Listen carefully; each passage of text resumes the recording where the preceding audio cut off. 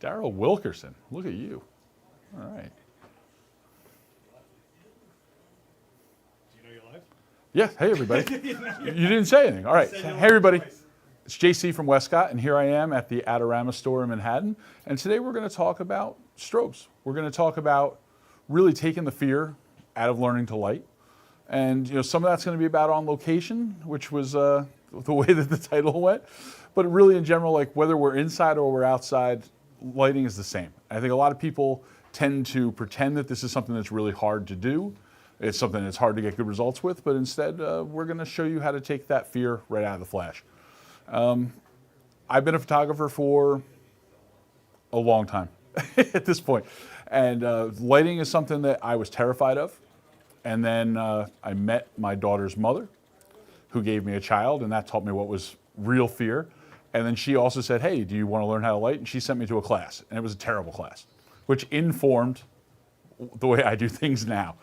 This is not going to be recipe based. I'm not going to tell you to set your camera at 5.4, at 4.5, at 1/25. None of that's going to happen. So I'm going to tell you, if you've already grown used to using your camera, you're going to be able to add flash and go from somebody who takes pictures to somebody who makes pictures.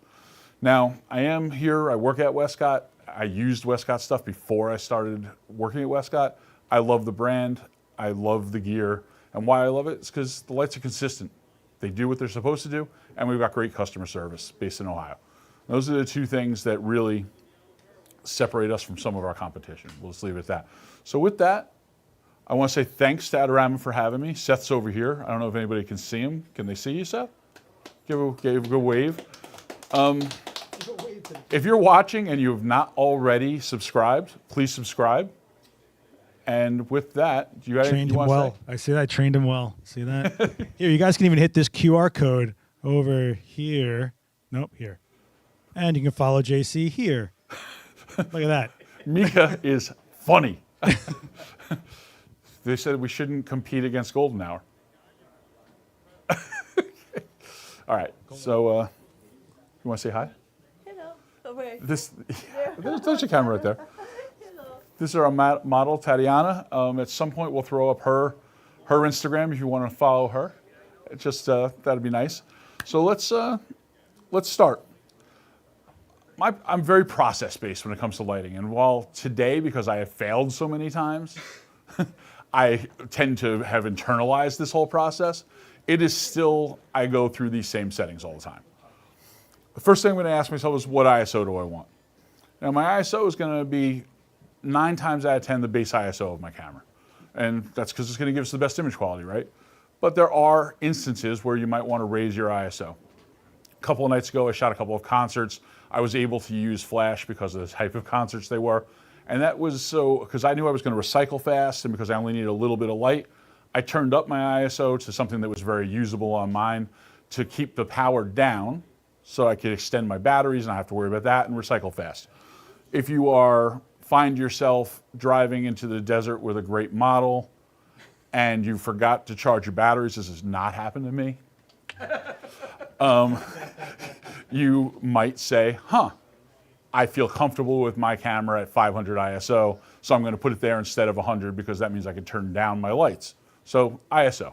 Let's assume though that 95% of the time you're going to set your ISO to the best ISO on your camera. All right, we've gone through that. Next after that's going to come, and I do it in this order every time, because if I stick to this order, I know that my process is never going to get messed up. I'm never going to find myself trying to fiddle with things later on when I'm already ready. Because if I can get consistency, then I can get to creativity. So let's say that my next step is focal length. Why is focal length my next step? Because after that, I'm going to give you a hint. The next step is going to be aperture. So focal length is going to have a lot of play in what aperture I'm going to choose when I go to shoot. If I'm shooting with a 35 millimeter lens at 2.8 at minimum focus and distance, I know I got about 8 inches of depth of field. If that was a 200 millimeter lens, I know that I have less than an inch of depth of field at minimum focus and distance. So while aperture to me is a big creative decision, I'm giving you the hint. This is my next step. Depth of field is how I'm going to use that. So all of you guys, whether you came to me from shooting landscapes or animals or sports, I hope that you already understand the that aperture is going to control your depth of field. And if you understand that, then the rest of this gets easy. So we're going to start with that. What's important to us? Do we want the whole store to be in focus? Do we want just a little bit? If Tatiana here is doing an ad for Adorama, I'm going to stop down. I'm going to let you guys see the store. If I'm going to make it just about her, it's a portrait just about her, then I'm going to use a faster aperture, right? Because less depth of field, it's going to be just about her. It's going to isolate her. Because the only two things that we have to make sure that people know what was important to us in the picture is the depth of field and where we put the light, which is going to come later on. So if we've already dealt with depth of field, we've made a choice, we get in focus what we want in focus, and we really take that, remember, focal length. If you're going to shoot 70 to 200 at 2.8, you got to be careful, because if you get the eyes in focus, the ears might be out. So if somebody's got great hair and you want their hair to be part of this picture, stop down. Don't, just because you got a fast lens, say, oh, I'm going to shoot 2.8 all the time. Step down, but only stop down until you get to where you need to be. There's depth of field calculators online. You can go look at them if you want. But eventually you get that feel where you just know that at this lens, at this distance, I get this much depth of field. After that comes shutter speed. Now, so far we haven't talked about lights at all. These are all decisions that you would make whether you were shooting a landscape, your puppy, whatever you're doing. It doesn't make a difference. So now shutter speed is going to control the ambient light. And that works indoors or outdoors. And for me, it's even more valuable outdoors, because indoors, I'm not generally worried about my background. The light's going to be lit. But if I'm outside on location, if I want the sky to be blue, but I also want to shoot at f4, and it's noon, what am I going to do with the shutter speed? I just want to see if anybody answered. So we're on delay apparently. So I'm going to have to shoot a shutter speed that's pretty fast, right? Now, I'm not even going to get into the whys and hows of high-speed sync, because that you understand how it works is less important to me. That you just say, I'm going to pick a shutter speed that gives me the ambient light the way that I like. Because this is the way that you would shoot every day if you didn't use lights. So if I decide that we go outside and it's 2 o'clock in New York City and the sun's pretty high above, but I want to get that blue sky, but I also want to shoot 2.8 because it was an artistic decision. At 100 ISO, at 2.8, at 2 o'clock in the afternoon, I'm going to be somewhere around 2500th of a second. Maybe that's not dead on. It's going to be close. Now, I've set that up.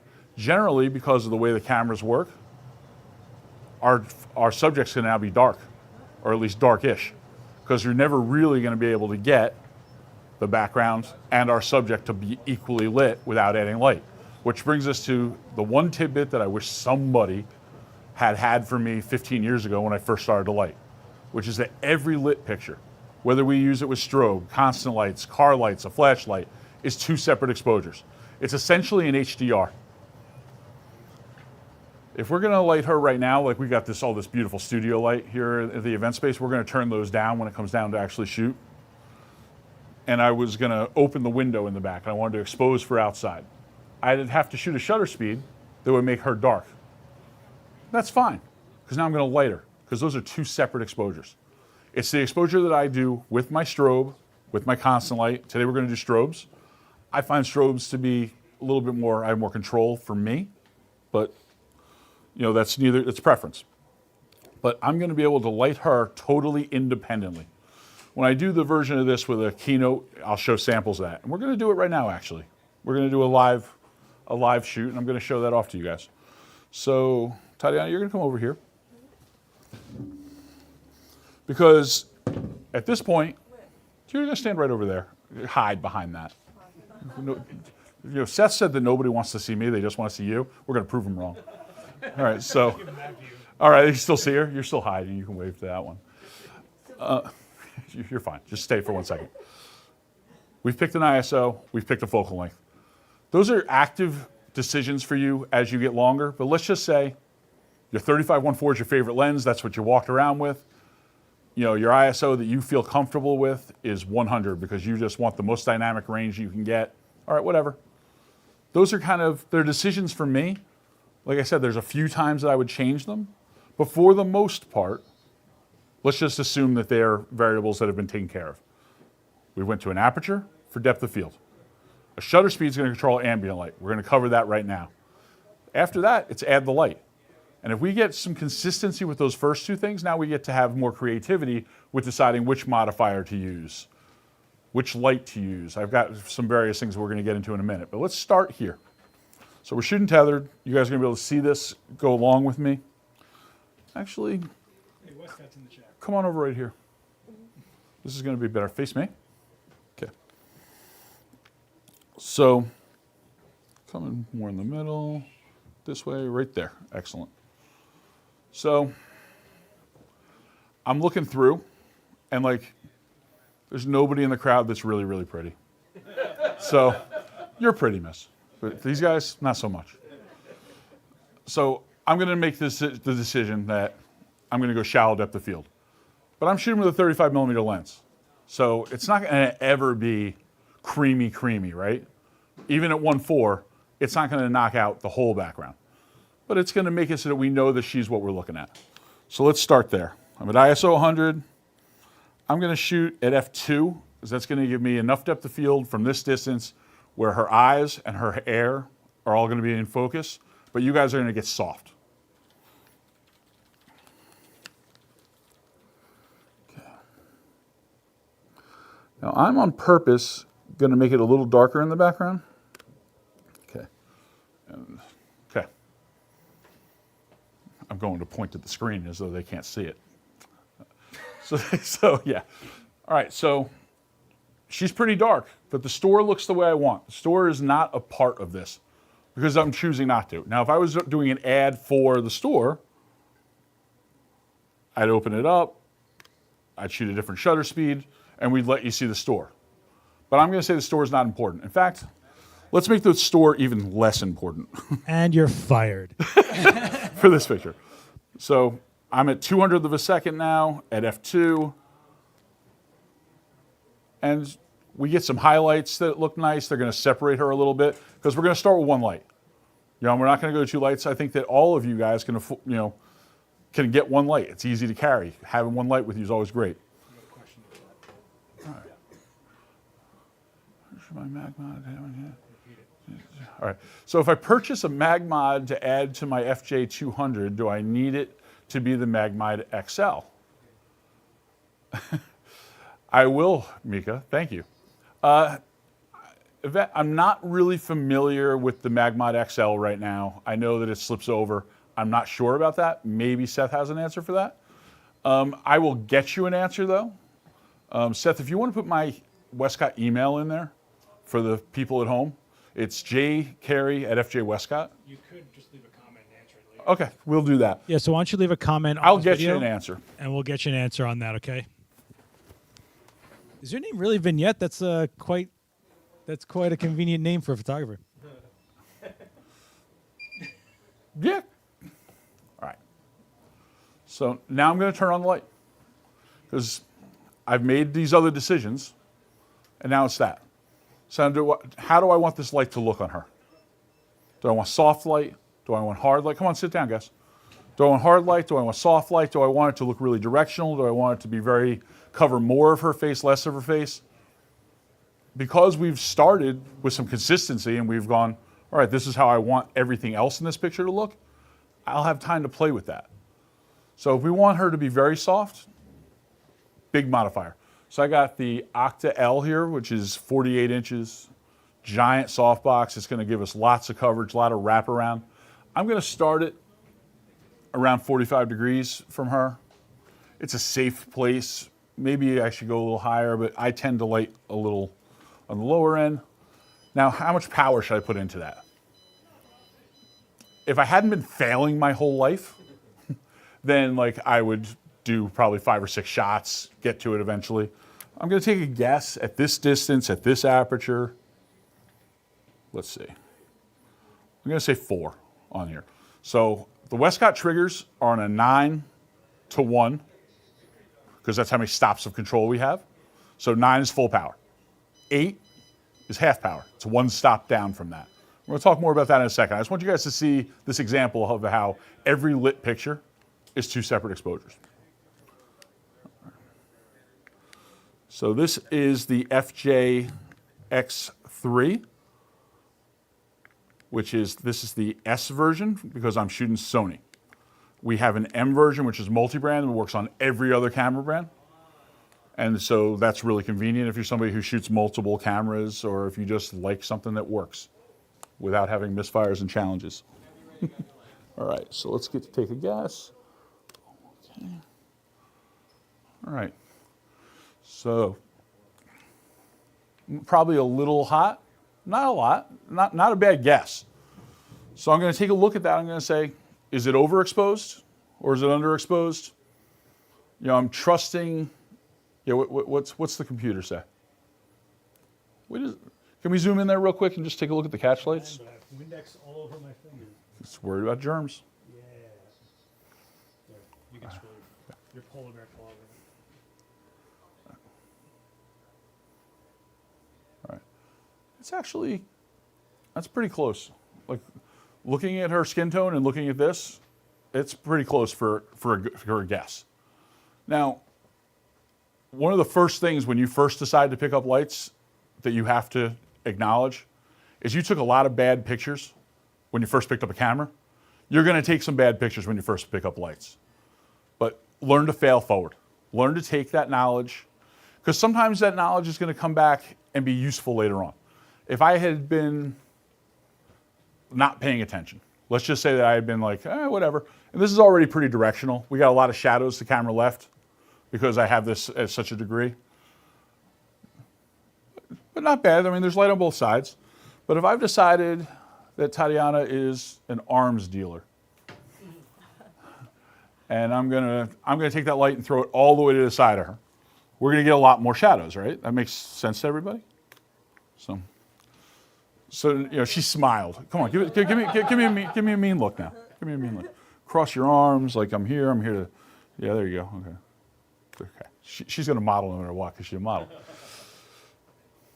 If I hadn't been paying attention to that, that doesn't mean that I took a terrible picture. It means that might be something that I need to think about in my head so that I can go back to it later on. So instead, let's take the light and put it in a little bit more of a flattering position. All right, so it's coming around.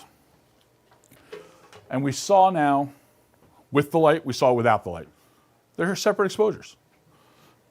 As long as I don't change my aperture, my shutter speed, or my ISO, that's going to stay the same. If I've decided that she was too dark, she wasn't, but let's just assume that we believe that she was. I'm going to raise this by 3 stops. She's going to be blown out now, but the background exposure stayed the same. Some of that light's lighting you guys in the front row, but the stuff in the background stays the same as long as I don't change those settings. So let's put it back down to 3 and go to some other discussion. Do you want to show comparison? Do you want to put 2 up? Yeah, if you want, go ahead, please. I mean, the second one's terrible, but okay. You gotta love it. Okay. So I had moved the light around a little bit more in front of her. We're catching a little bit more light. Now, this is a situation where I would start thinking about adding a second light if this was a shoot that was important to me and we weren't just like grabbing this, which we will. We got time. I got to talk about some other things first. Let's talk about the modifiers real quick because you guys are here. So we've picked an aperture for depth of field, a shutter speed, and I know that I'm repeating this over and over because you need to repeat it to yourself. Because the number one thing in my mind, we will not be adding a pizza box. People, and you have fans in the crowd. He thinks he's not. So we have Westcott reflectors. So You said the reason I keep repeating this is because the number one error that I think, when people say that lighting is tough, there's 2 things that they really mean. They think everything looks flashy, which it can. My style happens to be kind of flashy. That's really, at the end of the day, I like contrasty, I like dramatic, but it doesn't have to be. We can turn this down, we can match this exposure to the background exposure, and it will look natural. It'll look as though we just found a good pocket of light. We'll do that in a second. But if I keep repeating that, so many people I see will start with the light and then try to go backwards with the camera to match that exposure. They'll start changing their aperture, start changing their shutter speed, start changing their ISO, which is you're changing all these creative decisions to try to get a correct exposure on your subject rather than just going to your trigger, to your FJX, your FJ, and changing the power. Because they're two separate exposures. And once you get that balanced into your head, it becomes easy to do the rest of this. So do I want the light on her to be soft, or do I want the light on her to be hard? And what do I mean when I say that? I'm talking as though you guys all know what I'm saying. So soft light is going to be light that, it doesn't mean that it's just kissing her skin or giving us nice light. It means that the transition from what's lit to what's dark is gradual. If that is a really fast transition, then that's hard light. Now, how do we get softer light? Do we use a bigger modifier or a smaller modifier? Bigger. Closer. I'll get to that one in a second. That's next. But bigger, right? A bigger light modifier is going to give you softer light. That makes sense if you think about it. It's big, it's close, it wraps around, it has more area. But now, what happens to this light if, Tatiana, go sit right between Charles and, what's your name, miss? Amanda? All right, so stand right between those two. So if the light modifier is here, and she's back there, does the light get harder or softer? Harder. It's harder. Why? Becomes smaller in relation. Because it became smaller in relation to the size of our subject. So come forward again, Tatiana. That was just really, whatever. Now it gets weaker as they go farther away from it, and it gets stronger as they come closer, but it is softer as they come closer, and it is harder as they go farther away. So if I want hard light, if I'm shooting somebody that I want them to look dramatic, or it's just the look that I'm going for, or just sometimes in the real world we have to make, especially on location, we have to make trades. If I'm out by myself, I don't have a rolling C-stand, I've got a regular light stand, and I decide to use this 48-inch softbox, at what speed wind do you think it's going to go over? Like 4 miles per hour. It's going to go. It's going to be a sail, right? That doesn't mean it's not the right choice. It means sometimes I got to make tough choices. Sometimes I got to go, all right, what else can I get? But closer is going to be softer. So we're going to go as close as we can, where I can still get a shot off.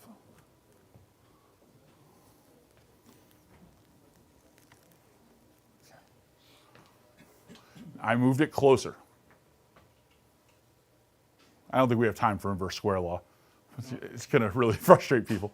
If I put the light closer to her, does it get more intense or less intense? You, sir. It gets more intense. It gets stronger. It gets softer, but stronger, which means I have to turn it down if I want it to be a correctly exposed picture. So I took away a little bit of distance from her. I'm going to turn it down one stop, because I don't think I moved it double the distance, but all right, let's see. And there we go. Yeah. So even though it's closer, if you guys were able to look really closely at this shot and 2 shots ago, we would see that the light is wrapping around more. Even though it's almost all the way 90 degrees to her right, it's really far out here, it is still wrapping around, getting on her cheek. And if we could get into the transition between the lit part and the dark part, it's gradual. It happens fast because of this direction. Now, if I take it,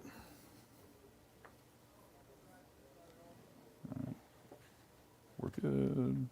Okay. There we go. So now we got the light on both sides. Now, if I don't have a second light and I want to fill in some of those shadows on her, we're not using that.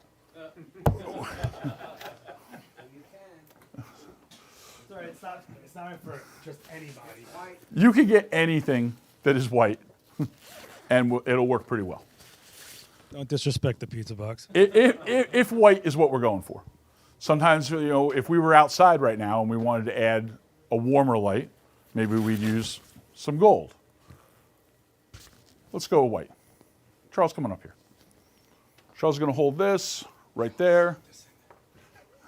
All right. Just raise your hand just a little bit, your bottom hand. That one down there. There you go. Excellent. Okay. So we got a little bit of fill, not as much as I would like. Charles, come closer. And we can actually see it happening on screen there. Okay. So now look at that version of her face compared to the version 2 shots ago. The light was pretty much the same spot. So much more dramatic shadows to the camera left versus less as we filled it in. Like I said, I tend to like drama. It's just how I shoot. But if you want to fill it in and you don't have a second light, then this is the least expensive way for you to do it. And this is also, you know, if you're outside and you don't have a light, you can catch the sun with this, right? All right. So I'm using FJ400. It gives me 400 watts. It's a lot, you know, it's a fair amount of power, recycles super fast.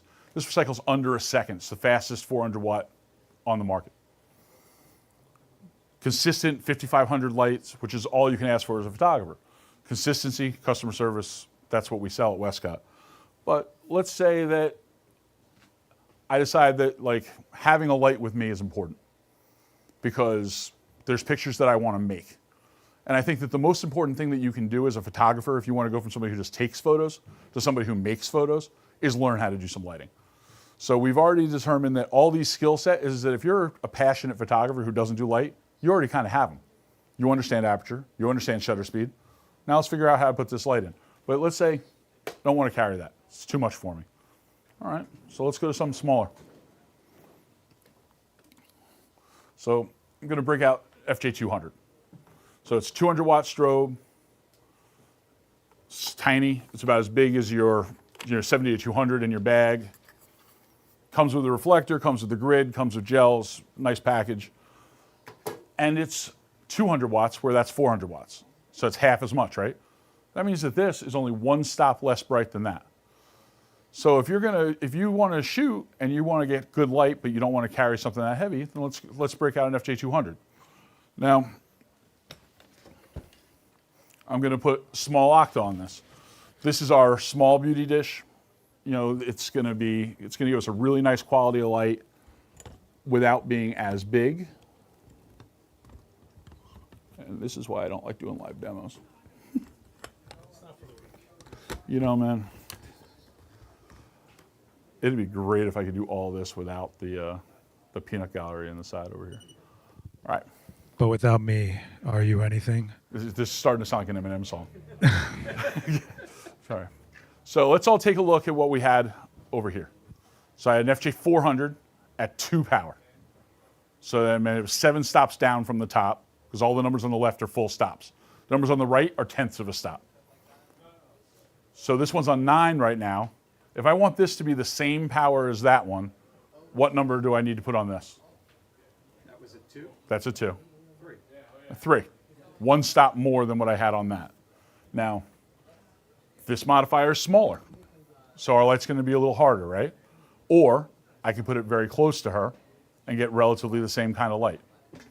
Let's see. I'm just going to make sure this is stable.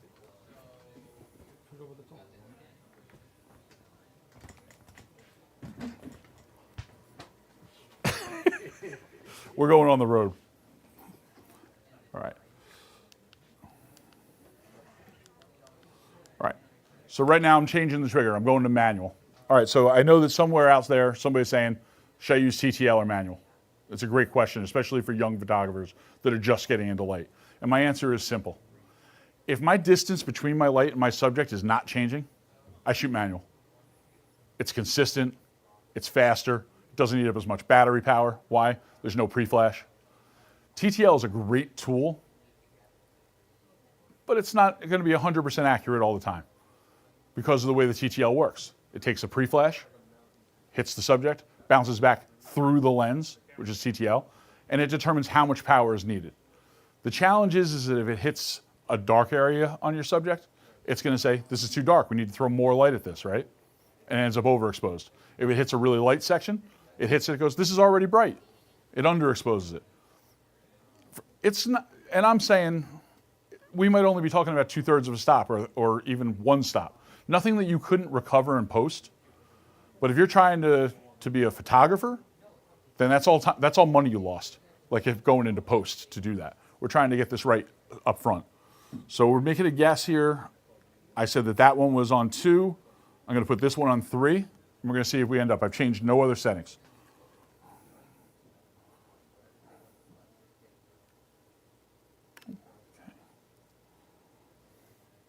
That's pretty close.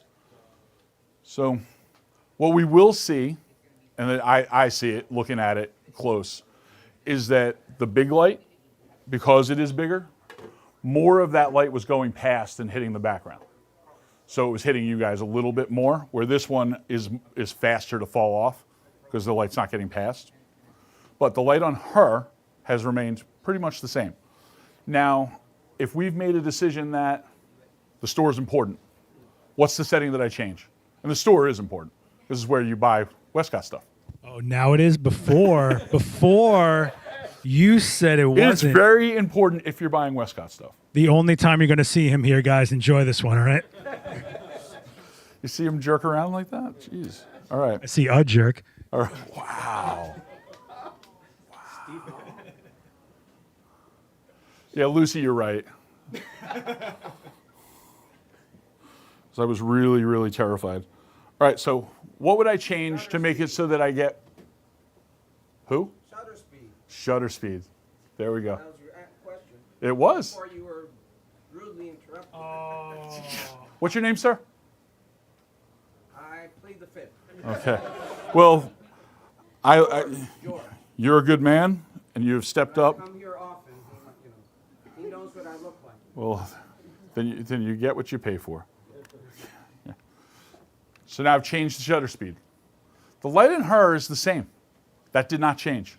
There's not enough light in this room to make it where these ambient light is really taking part of this exposure. It's a little bit. Like I definitely can see that her hair is a little bit brighter now, and that's being lit by the studio lights. But the light on her face, you know, like how can I prove it? I put the light to sleep, take the picture, you know, and those are the two pictures. One with the light, one without. So imagine we're outside, we're on location. We've decided that, you know, we're in open shade. We could turn our shutter speed down and let a little bit of light in. If we're in open light and we want the background to be dramatic and come in and get some really nice colors, because how do we get great colors? Out of like a sky or anything, we underexpose it. So by setting a faster shutter speed, all right, let's just, for giggles here, let's hope it works. All right, so I'm gonna go into high-speed sync. Like I said, I don't think it's important that you guys understand what high-speed sync is, but what you do know is that when high-speed sync's on, we can go to any shutter speed that our camera goes. All right, so I'm gonna go up to 12/50th. I'm gonna turn the power up a little bit because I know, because I failed a lot, which is a running thing, that I'm gonna lose some power by going into high-speed sync. So I'm gonna turn it up real quick. I'm gonna say, I'm gonna give myself 1.5 stops. All right, so now I'm at 12/50th of a second at f2. What do we think is gonna happen to the background? Not you, Charles. You. Staring at you. Nope. Yeah. Darker.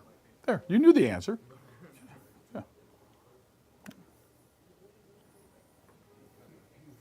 And we're almost to the point of the store being gone in that picture. It's still important, but we can't see it now. It's almost like there was a blackout. All right, so let's bring this light around a little bit closer to her. Because Seth came and fixed this, I'm now going to be able to raise it up and hang it over her and not have to worry about it. Look at that, I know.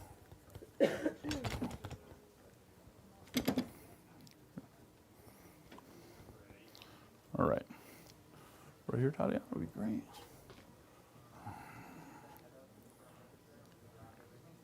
Turn this way a little bit. There you go. Excellent. Super. So super dramatic, right? Now, if we're in a situation where what we want is that super dramatic, but now she's got good hair, and we don't want to lose the hair in those shadows. What can I do? I can break out the reflector again. We give that a shot. That's not going to give me the max control here. And it's probably going to be a little bit of us fumbling around going, what's the right spot? How much can I get the light? So we're going to real quick just add a second light. And for this, I'm going to use the FJ82, which is our speed light. I have this on a different group, so we haven't really talked about that so much. So all these lights right now are on the same channel. So they're all going to be set off by my trigger, no matter what. But because I want the power to be independent for them, I'm going to put them in different groups. I have the big one in A, I have this one in B, I have this one in C, so I can do the power independently. I'm going to put it in client mode.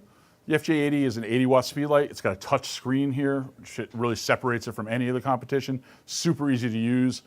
It is a transceiver, which means if I wanted to put it into the shoe, it can talk to the other lights. But in this case, I'm going to use the trigger to talk to it. I just put the link to the Westcott brand page in there. I appreciate you. You just want to tell them that. If you want more information about all these products, you can click that link. It's going to take you over there. So let's turn C on. Now, if I'm at 4.5 on the 200-watt light, and this is 80 watts, it's not quite one stop, it's a little bit more. Let's work with its one stop, because it'll make the math easier for you guys that are new to this. I'm going to say that I want it to be at least one stop less powerful than this, because I don't want her hair to be totally blown out. Go ahead. Go ahead. You are the producer for this show. Mike is asking, are there other controls on it aside from the remote trigger interface, or is it touchscreen only? You're going to read it anyway? I'm trying to understand the question. And you can see my lips moving. It tells you all you need to know. I think you're talking about the speed light, right? Is it all touchscreen or does it have controls on it? It's all touchscreen. It's all touchscreen. There you go. I've been carrying these around for a year and a half now, the twos, I guess, and I'm tough on my gear because I'm a quarter Yeti. And that screen hasn't gone. I got other people in the audience that are using them. That has not been a problem. So, good question. Charles, can you come up again? So I'm going to start with this very bare. Now, if I do decide to add a second light, the rule of thumb for me is 180 degrees away from my main light. It's going to do two things for me if I'm in this situation. It means he's not going to be in my shot, which we want. But it's also, in general, just going to give us an opposite light. If I was doing this on a stand, on a set for headshots, let's say, I might hang it over the top so that if I had a left-handed person or a right-handed person or I wanted a straight-on person, I'd get even light over both their shoulders. But in this case, this is going to catch the forward shoulder. That's going to be on the back. Now, something that I will do almost all the time when I add a second light is turn off the main light, because I want to see what that light is doing from the back first by itself. So we're just going to go to the trigger. We're going to put this one to sleep. We're going to set test. Okay. So 4. Okay. Let's see. Boom. Can you raise it a little higher, I think? Yeah. So does everybody see that little bit of shoulder light, which is nice, but I want a little more on the hair? Okay. Now it's in the shot, so yep. And there you go. Excellent. You're just not tall enough. Higher up. I might have to get Seth over there in a second.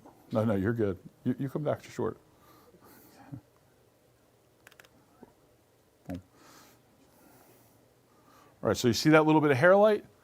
I don't think it's enough, like personally. But that's why I wanted to do it by itself first. Because a lot of times it's the other way. If I had this one on and I had that one on, I would go, it looks great. And when I get home, especially if it's lighter colored hair, it's blown out. And I can bring back detail out of shadows, but I can't necessarily bring back detail out of something that's blown out in the highlights. So let's turn it up a little bit.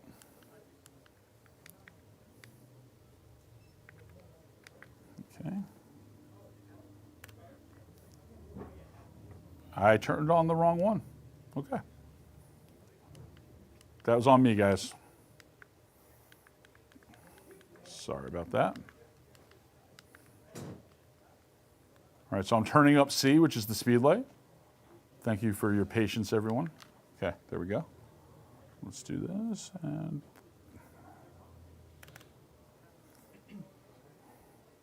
And I am, all right, one more. And, all right. So just rim, that looks better. Everybody looking at that? All right, so the rim is on. That looks nice. Now let's turn on our main light and have those together. And, you know, we made a shot now where we don't have that part of her hair on the backside lost into that background. This is all we're really trying to do. All right, trust me. 5'7" on a good day, by the way. Say a good day. 5'7", yeah. I don't know. I don't know if that didn't feel that good to me. So, so, all right. Now, we've now got consistency. Now we're just going to say, how do we want this to look? Do we want it to be more glam? Do we want it to be less glam? We're going to go through all the modifiers. You know, we're going to say which modifier works best for us in this situation. Can you grab a seat right there? You sit. Just chill. If we want softer, if we're doing a lot of stuff where we need soft light, because people all the time will hit me up, like, number one question, well, what modifier should I get? It's a great question, but you're going to have to look at yourself and say, what's my style? Your style is going to evolve. Your style is going to change as time goes by. And unfortunately, there is no catch-all one modifier that does it all. But I'll say that my favorite right now, you know, is this 36-inch beauty dish. And why is this one? Why do I like it? Because my answer is going to be different than Seth's. It's going to be different than somebody else's. I shoot outside a lot. This is the most I've shot inside in a while. So when I look at the catch lights, so can you zoom in on that? So when we talk about catch lights, it's how the light from our artificial light shows up in their eyes. I like them to look round because I shoot outside so much. So when I decide to shoot something that's not flashy, and I want to fake that maybe it was lit by the sun and I just happened to find that great piece of light. There were some better catch lights earlier, but because I was using the bigger modifier. But I want it to be round. Yeah, it looks there. Excellent. I want a round catch light because I'm trying to simulate that maybe I just found a pocket of great sun. Because if I shoot outside with a square softbox, it's not wrong. But geeks, people like me, will zoom in when I'm trying to figure out how something was lit and go, oh, you used a 4x5, you used a 2x3, whatever, it's square. Or I'll see all the arms in an umbrella and say, oh, use an umbrella because you can see them in it. So I like this one. Not because it's better than anything else. I like this. It's 16 pounds instead of 8. We make octas, like the one over there, and these are round. It's a rounder catch light. It's built a little bit better. I like the way that looks. I can also put the deflector plate in and get that beauty dish look. We're not going to get into that right this second, but it's too, what's that? Do you normally use the beauty dish with a diffuser On these, that is a great question, Lucy. So Lucy wanted to know, do I usually use the beauty dish with the diffuser on? And I'll say that between these two, if I'm going beauty dish, like really looking to go beauty dish, I go with the Joel Grimes one, the small one, because it's closer to the size of a real beauty dish, and it's easier. You stay right there. If you really want it to look like a beauty dish look, this is my opinion. Maybe other people are going to tell me I'm incorrect, probably. That is still spinning, huh? There we go. We're good. Yeah. Yeah. Well, you can put that on. Yeah. Excellent. All right, so can you, right there. So to make this into a real beauty dish look, it kind of has to be in one position, and one position only, which is straight over their head, close, a little bit of an angle, with the deflector plate in, which I don't have in right now, so we're not going to get a picture that looks like it. What's our time? You are 45 in. Okay. This is going to give me a beauty dish look. And by a beauty dish, it's going to give me contour in the cheeks. Light's going to hit the deflector plate, bounce back into this softbox. There'll be a plate right here. It's going to hit that, bounce back, come out, wrap around our subject, and give us some contour, the beauty look. If I don't put it in that spot, then it's no longer really a beauty dish. It's a really nice octa. It's a really nice softbox. It's giving us a different look. And this is the truth for metal beauty dishes as well. I'll see people go, oh, I love my beauty dish, and if they're not putting it in this certain spot, it's really not a beauty dish anymore because the light quality is different. It could be simulated a different way. That's opinion.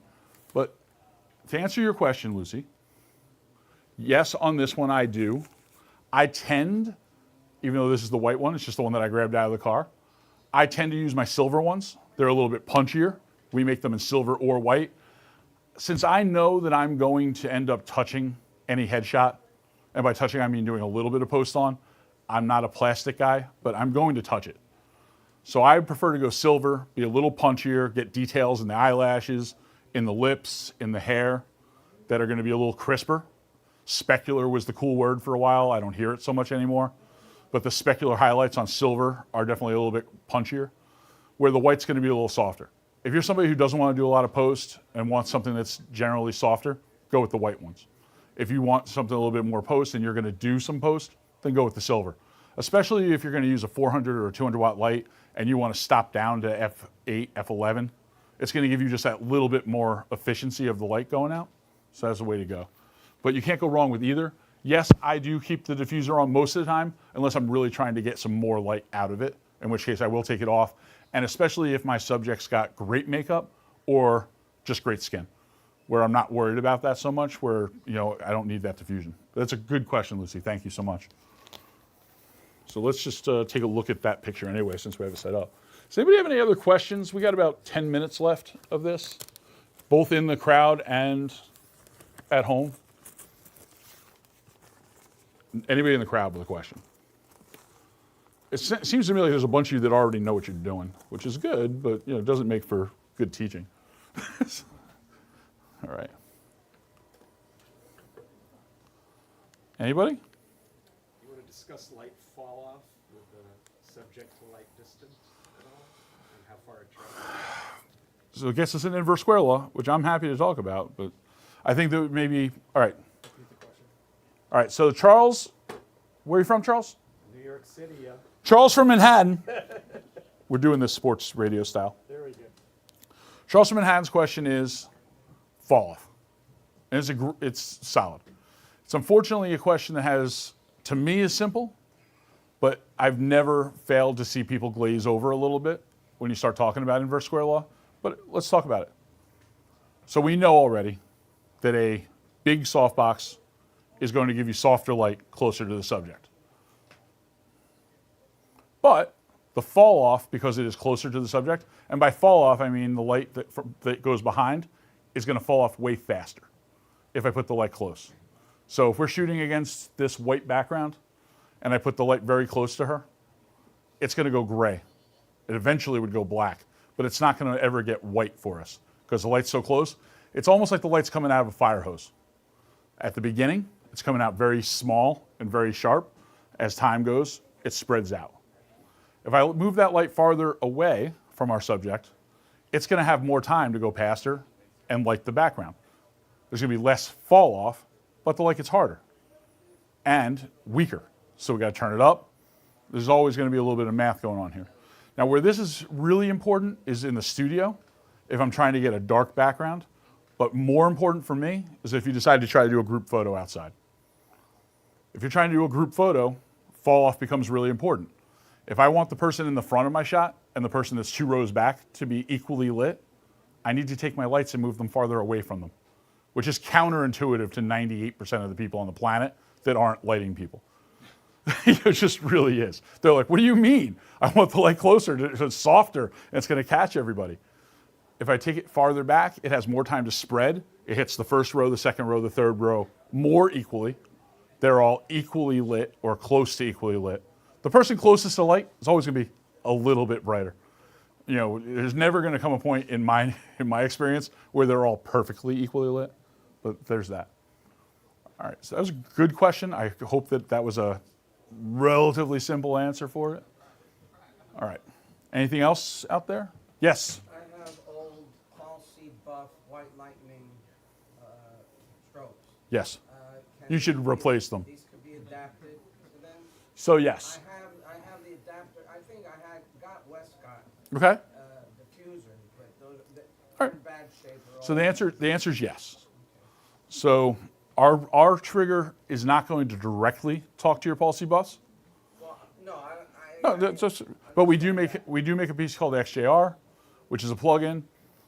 It's a dongle, and it talks to the FJ wireless system, and you're going to be able to set it off, on and off. You're not going to be able to control the power, do high-speed sync or TTL the way you're doing with these, but it will set them off. So when you're making that switch, and you've decided to come on over and use Westcott's, and you know at the beginning you're like, I only want to grab one.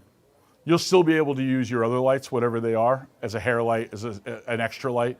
You're just gonna have to dial the power in on that.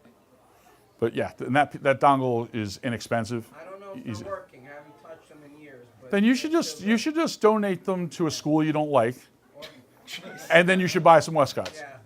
Yeah. Okay. So like, not to a good school, to a school you don't care for. Donate them to Adorama or B&A. You want to control the crowd? We're not going to see him again anyway. That wasn't me. It was a good question. Yeah, so the triggers are universal in that they work on every camera brand, but they don't control every brand of lights. But you can, with the dongle, the XJR, make it work with those lights. Because you're going any cord, which, some of them have a PC, some of them have a quarter 20, a quarter mini, but you can just plug it in and it'll work. It's a good question. Thanks. So it's not really a question. You can keep going. Okay. We can skip down? Okay. Yes, miss. I have a question around action shots. I love it. So I'm just curious about how do you capture that the correct way? Like if someone's running. All right, so it's a great question, and it's another one of those things that's a little bit counterintuitive to most people. So Amanda Yes. has a question about capturing action with strobes. So the cool part about using a strobe is that regardless of your shutter speed, if, there's a big if here, there's not a ton of ambient light involved, is going to be exposed by our strobe, right? Because every lit picture is two separate exposures. If you're shooting 200th of a second, in the real world, that's not fast enough to capture sports action. Anybody who shoots a sport, depending on the sport, depending on the level, 800th to 1600th of a second to get it to freeze, right? But if I shoot this at 200th of a second, because that's going to give me my max power out of my strobe, it's normal sync, and I'm not dealing with a ton. So I'm shooting sunset. Is the picture that they used available? The one that they used to advertise the class? Okay. There's a picture that I shot, there. You saw it, I guess, right? I did, yeah. All right. So that shot, I want to tell you, was like an 80th of a second. I could go find out. But sun was coming down, not a lot of ambient light. The strobe is going off somewhere between 1,000th of a second and 19,000th of a second, depending on which power we put it at. On my lights. All lights are a little bit different. For example, if I put this in what we call freeze mode, which is going to accentuate the flash duration. I'm going to start geeking out here in a second. So the light is like this. It starts, it goes up to a pinnacle, and it slowly dies off. You'll see that called a T measurement. Doesn't matter for this. The faster that is, the faster the flash duration is, the more freezing power you have. So when I put this into that at 1 power, it's going off at 19,000th of a second, which means if I don't have any ambient light or very little ambient light in the room, I could be shooting at an 1/8 of a second, and I would freeze all the action. I have a picture on my site where we're on a rooftop in the Bronx throwing buckets of water at the subject, and it's at an 1/8 of a second, but all the water is tack because it's being frozen by the flash, because the flash is doing one exposure, and everything else ambient is nothing. And in this case, at 5, 6, and 1/8 of a second, I still had black because we're on a rooftop and it's dark. So to get back to what you're saying, so if you're setting up a planned action shot, that's what I assume is that what you're talking to me about? Or are you trying to shoot actual action? I was curious about both actually. So a lot of places won't let me use strobes for action, but motocross, if you look at my thing, there's a bunch of motocross shots that I lit. They let us set up strobes in the corners. This is pro motocross. This is on NBC at, championship. They were like, sure, go ahead.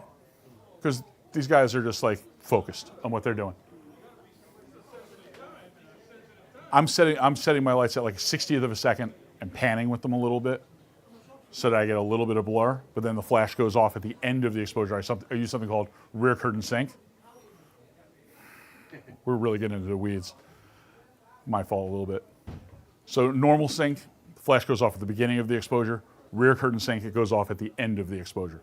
So if there's motion, that motion's going to look natural, blur behind the subject, and then the light goes off and freezes it at the very end. So because I'm panning, I'm getting, you can just sit. You can sit.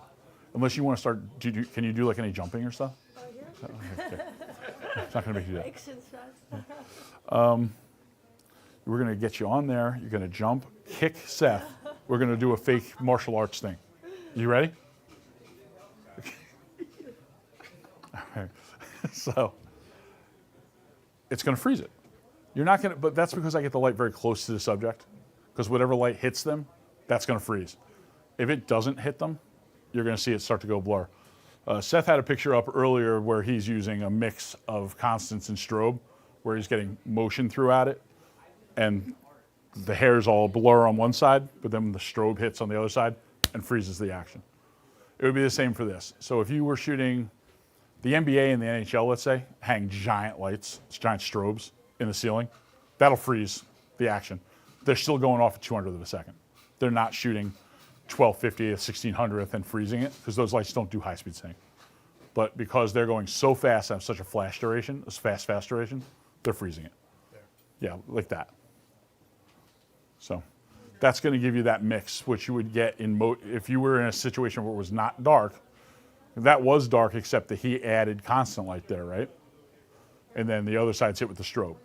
It would be the same if we were shooting a football player, a baseball player, whatever. No Photoshop. It's you like bring No, relax. that's real. What? I wanted him to bring the photo back. Can you bring the photo back? He can bring sexy back, but I don't know if he can bring the photo back. There we go. This is a whole class we do here. Yeah, this is a whole other thing. So this side is strobe, right? Yes, And then this side, it's constant. okay. I just wanted to- Shot So right here. it's probably 2 seconds, maybe a little more. Probably about 6. Yeah. She was moving and then So right. So she starts looking at the constant light. If Seth decides to bring me back, we can do it. We can use L60Bs on one side and strobe on the other. But so it starts on one side, we go action. She whips her hair, is looking the other way. The flash goes off and freezes it. It'd be the same for you with the sports. So as long as you get your strobe close to your subject, it's going to freeze them. And for that case, I would use hard light. I'm not going to use a softbox. I'm going to use one of our metal reflectors. I use a deep focus reflector is what we have. Best bang for the buck of modifiers, because outside it's going to take that light.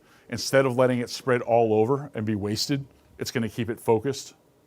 I don't have it with me. It's because I just used it. But it's about this big, metal. It's a reflector.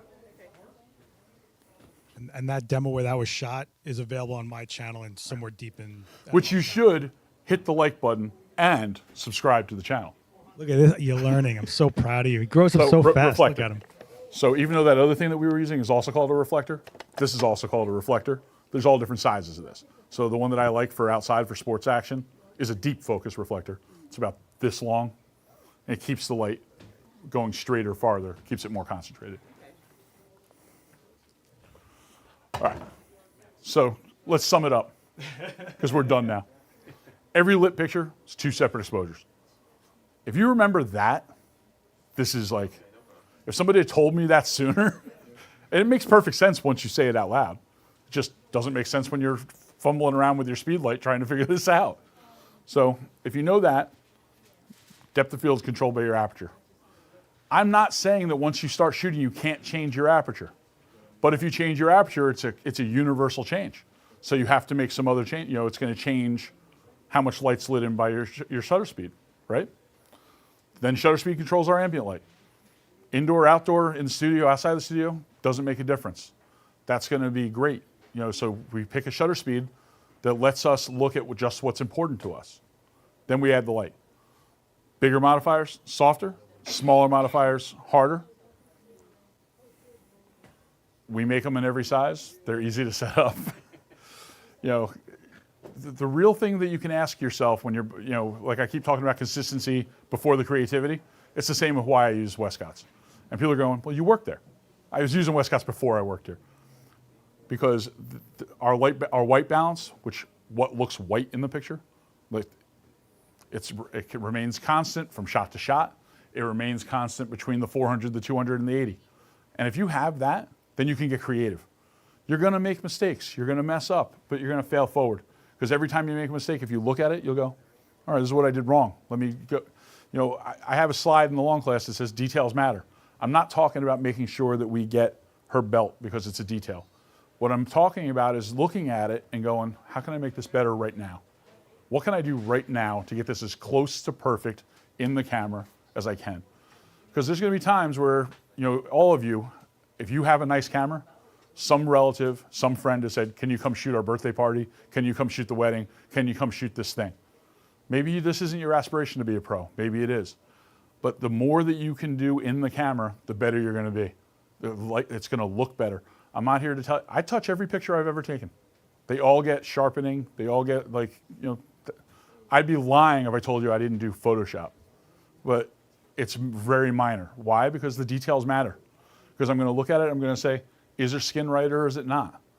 Because far too often, you're going to get in that situation as a photographer. You're going to look at it and you go, yeah, it's good.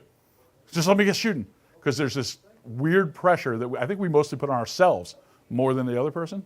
But being able to go to a scene, look at it, figure out what you want to do, and then add the light to it and make photos no matter what time of the day, no matter where you are, is going to separate you from other people. Whether this is just a good, you know, thing that you love doing, a little bit of passion, or you want to be a pro, you want to be better than everybody else. You might not admit it out loud, but you do.